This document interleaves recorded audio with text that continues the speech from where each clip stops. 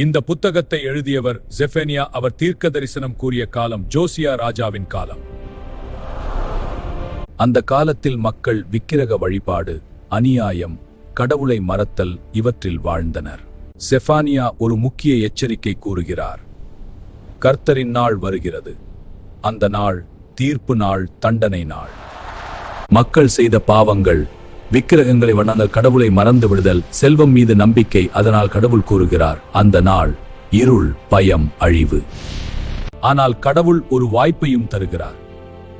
செஃபானியா மக்களிடம் சொல்கிறார், குறிப்பாக கர்த்தரை தேடுங்கள், தாழ்மையானவர்கள், நீதியை தேடுகிறவர்கள், அவர்கள் காப்பாற்றப்படலாம். பிறகு கடவுள் மற்ற நாடுகளுக்கும் தீர்ப்பு அறிவிக்கிறார்.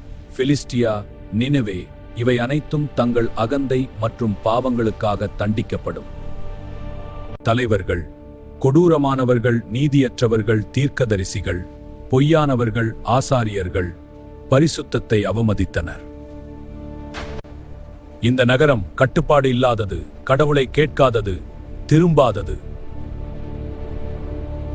ஆனால் கடவுள் இறுதியில் ஒரு நம்பிக்கை கூறுகிறார். ஒரு நாள் மக்கள் சுத்தமான இதயத்துடன் கடவுளை வணங்குவார்கள். கர்த்தர் உன் நடுவில் இருக்கிறார். அவர் உன்னை பற்றி மகிழ்ச்சியுடன் ஆனந்தப்படுவார்.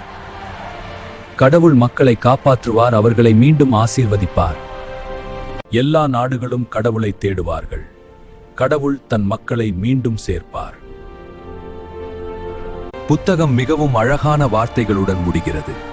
கடவுள் கூறுகிறார், பயப்படாதே.